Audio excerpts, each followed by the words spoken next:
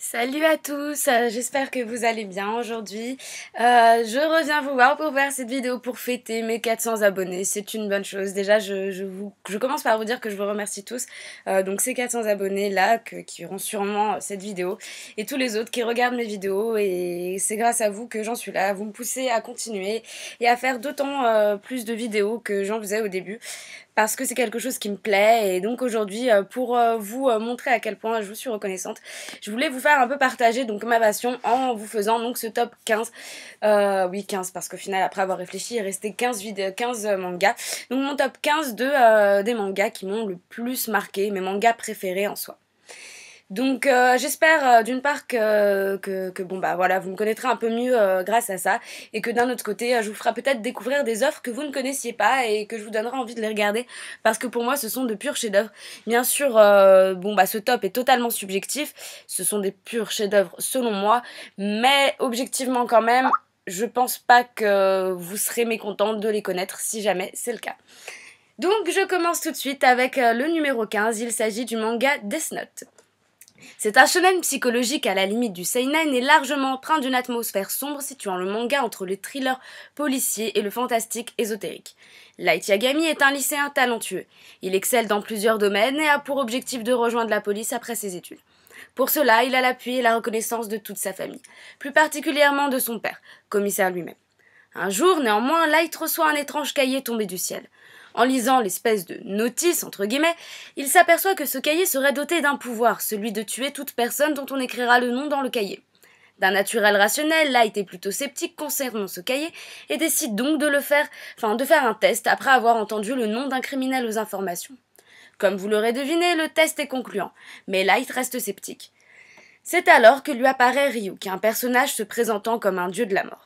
Il lui révèle que le cahier tombé du ciel lui appartient en réalité et qu'il se nomme le Death Note. Dès lors, Light comprend que ce qui lui arrive est bien réel. Il se met alors en tête de partir en croisade, jugeant la justice de son pays bien trop laxiste envers les criminels. Il estime que toute personne corrompant le système est passible de la peine de mort, et que grâce à lui, les rues du Japon seraient bien plus sûres. C'est donc en s'autoproclamant grand justicier, pour ne pas dire Dieu, que Light commence son épuration sous le regard amusé de Ryuk. Ce dernier se délecte de voir à quel point les humains sont intéressants et qu'ils ne cesseront jamais de l'étonner. Néanmoins, si le Death Note a le pouvoir de tuer ceux dont le nom est écrit sur le cahier, ce n'est que l'une des règles parmi toutes celles à prendre en considération pour parvenir à tuer quelqu'un. Ainsi, Light devra redoubler de stratagèmes pour parvenir à ses fins et cacher à sa famille ce qui se trame dans sa chambre. Mais cette série de meurtres visant à épurer la société de tous les criminels ne passe pas inaperçue au sein de la police, et Interpol en vient même à suspecter que ces événements seraient en réalité l'œuvre d'un tueur en série. Les choses se compliquent quand le père de Light est chargé d'enquêter sur les meurtres, et à ce moment-là, il est décidé que le grand détective, L, dont personne ne connaît le nom ni même le visage, rentre en scène. Suite à un stratagème mis en place par ce dernier afin de déterminer où se situe le tueur en série, il est déterminé que celui-ci se trouve dans les réseaux, déterminé que celui-ci se trouve dans la région du Kanto et tout le monde le nomme désormais Kira, soit Killer en anglais. Light comprend alors que elle sera son adversaire et qu'il devra le tuer. S'ensuit alors un duel psychologique entre les deux génies, une sorte de masturbation intellectuelle visant à déterminer lequel des deux est réellement la personnification de la justice divine amenée sur Terre. Et tout cela se déroule sous le regard à la fois curieux et amusé de Ryuk, le dieu de la mort accro aux pommes. Pourquoi j'ai adoré ce manga? Pour la masturbation intellectuelle qu'il engendre chez le lecteur. Tout du long, on ne peut s'empêcher d'être sur le qui-vive en attendant de savoir ce qui arrivera à Light. Même si on le trouve insupportable, égocentrique et narcissique, on ne peut s'empêcher d'être plongé dans les méandres complexes de sa psychologie. On admire tout du long la joute intellectuelle entre lui et elle, en ne cessant de se demander lequel des deux a la vision la plus juste de ce que devrait être la justice en ce bas monde. Et on ne peut cesser de se demander lequel de ces deux parviendra à mettre en échec le second. À la façon d'un thriller, ce manga est palpitant. On ne cesse d'être surpris face à tous les stratagèmes ingénieux qu'emploie Light, et on admire aussi la façon dont elle lui met des bâtons dans les roues. D'un autre côté, le lecteur observe les événements par les yeux de Ryuk. On ne peut s'impliquer car nous ne sommes que le lecteur, et nous nous contentons d'observer avec avidité le déroulement des choses. Autant Light que elle nous intrigue, on veut savoir le dénouement de cette histoire, mais pour autant, tout ce qu'on peut faire, c'est lire et s'étonner de plus belle à chaque nouveau rebondissement, en étant tranquillement bien installé dans notre fauteuil en mangeant des céréales, de la même manière que Ryuj mange des pommes. D'ailleurs, pourquoi des pommes?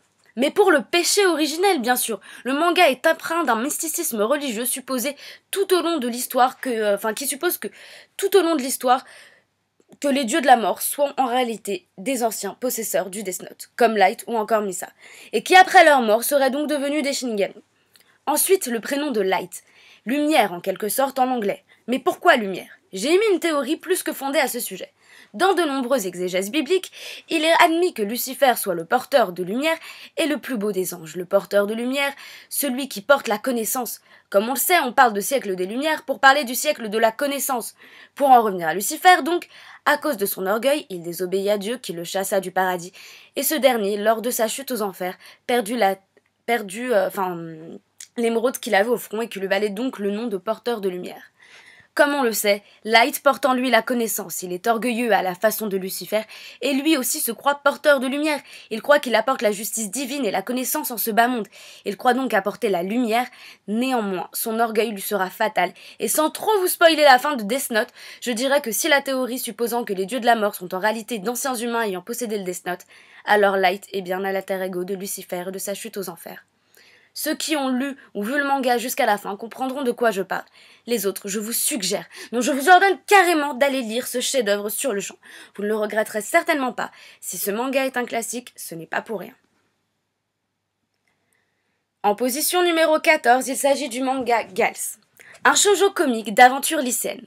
Ran Kotobuki est une kogale, une jeune fille passionnée de mode et qui ne vit que pour s'amuser. Son but est de devenir la kogale la plus populaire de tout le Japon, et son leitmotiv se résume à profiter au jour le jour sans se prendre la tête, car il n'y a que le moment présent qui compte. Vous comprendrez alors que les cours et l'avenir sont loin d'être une priorité pour elle.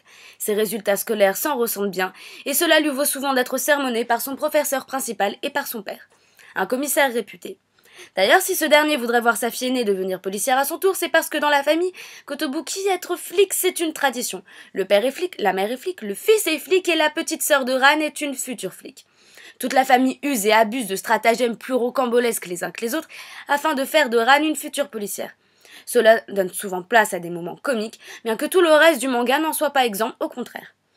Il y a aussi un réel message qui est délivré par le manga. En dehors de l'encouragement à rejoindre les adeptes de l'adage Carpe Diem, c'est une vraie peinture de la société japonaise des années 90 que la jeune auteure Miona Fuji tente de mettre en place. En effet, si Ran préfère déambuler dans les rues de Shibuya en compagnie de sa bande d'amis plutôt que de devenir flic, elle en a pourtant toutes les qualités. C'est une fille droite, avec des valeurs et qui refuse l'injustice et l'indifférence. De plus, elle est dotée d'une force physique impressionnante, ce qui lui vaut d'ailleurs d'être souvent provoquée en duel. Pourquoi j'ai aimé ce manga? Parce que Ran est l'alter ego féminin des personnages stéréotypés des shonen. Elle est vulgaire, stupide, aime manger comme quatre, s'amuser, mais pour autant elle n'en demeure pas moins une personne juste, attachante et surtout très forte. Que ce soit aux grandes dames de sa famille ou de ses amis, Ran n'utilise pas ses nombreuses qualités aux fins qu'ils attendent d'elle. Et pourtant, cela apparaît comme un running gag de la série. Ran se retrouve toujours à faire des grands discours sur la vie et l'amitié, après être venue au secours des plus faibles, telle une justicière des temps modernes qui aurait remplacé la cape et les collants par une mini-jupe et des bottes plateformes dignes d'une Spice Girl. Vous l'aurez compris, ce shoujo n'a rien d'une niaiserie cuculapraline pour les exciter du mignon au manque d'amour. Non, Gals, c'est autre chose. C'est un manga qui est bien loin des classiques mielleux du genre. Déjà parce que Ran n'a rien de l'héroïne classique qui nous bombarde aux oreilles. Yamete kudasai! Dès que quelqu'un tente de la harceler ou de la draguer de trop près. Non, Ran, elle met des pêches, des coups de pied et ne fait que jurer. D'ailleurs, si Ran se retrouve aussi souvent impliquée dans ces histoires, c'est parce que son tempérament de femme libre qui lutte pour la justice reprend souvent le dessus, en fait, tout simplement. Dans Gals, on nous parle de viols, d'enfants battus, de parents qui mettent la pression à leur progéniture pour qu'ils aient de meilleures notes, de lycéens victimes de persécutions, de suicides, de scarifications, et j'en passe. Les thèmes abordés débaignent vraiment la société japonaise des années 90 et d'encore d'aujourd'hui. Mais cela se fait sur fond de parabara, une espèce de danse célèbre auprès des jeunes dans les années 90, de bottes plateformes et de cheveux décolorés. En un mot, Gals, c'est Superman en talons hauts, un Natsu Dragnir en mini-jupe, et surtout la confrontation de la culture populaire et traditionnelle japonaise sur fond de problèmes sociaux, et le tout relevé par un humour à se tordre du rire en se roulant par terre. J'ajouterais que les personnages sont attachants et que la fin est très émouvante. Si vous aimez la mode japonaise et que vous en avez marre des shoujo cuculapraline, ce manga est fait pour vous. En position numéro 13, il s'agit du manga Sunken Rock, un seinen de Boichi, qui compte actuellement un total de 22 tomes. C'est l'histoire de Ken Kitano, un jeune homme d'environ 18 ans qui décide de partir en Corée afin de rejoindre la fille qu'il aime en partie, elle est partie dans ce pays afin de devenir policière. Ayant lui aussi l'ambition de devenir flic, il se fait finalement recruter comme boss d'un gang de mafieux local après que ces derniers aient remarqué à quel point il était fort physiquement. C'est un bref résumé de l'histoire, mais qui convient parfaitement pour expliquer ce qu'est Sunken Rock. Cependant, tout ne s'arrête pas là. Car Ken est bel et bien red dingue de la belle Yumin et il compte bien tout faire pour le lui prouver. Mais comme pour ne rien arranger au problème, cette dernière fait partie de la brigade anti-gang et Ken deviendra petit à petit le boss le plus puissant du gang, le plus puissant de toute la Corée. Enfin, même si au début la Sunken Rock Team n'a rien d'exceptionnel, elle se hérissera progressivement au sommet, rivalisant même avec la pègre italienne de Don Prego et la fameuse organisation Hakuryu-kai. Mais bien sûr, pour en arriver là, il y aura du chemin à faire, que ce soit en dézinguant les patrons d'un casino, un investissement dans l'immobilier, ou encore même en butant des gangs rivaux. Ken saura obtenir le respect de ses pairs, au point même que le lycéen immigré, malheureux en amour et vivant dans une chambre étudiante miteuse, deviendra le jeune homme qui porte des costards Armani, conduit une Audi R8, sort avec la belle Yumin. Néanmoins, si Ken arrive aussi rapidement au sommet, le tout ne se fera pas sans encombre. Et c'est là que ressort tout le talent du Boichi. Du combat puissant et sanglant, pas d'armes à feu car nous sommes en Corée et que cela est illégal, pas de magie non plus, nous sommes dans du combat pur et dur où la seule arme possible est le courage, voire la pioche, le couteau à sashimi et bien sûr la batte de baseball. Mais comme vous le savez, ceux qui sont au sommet sont une menace pour les plus puissants.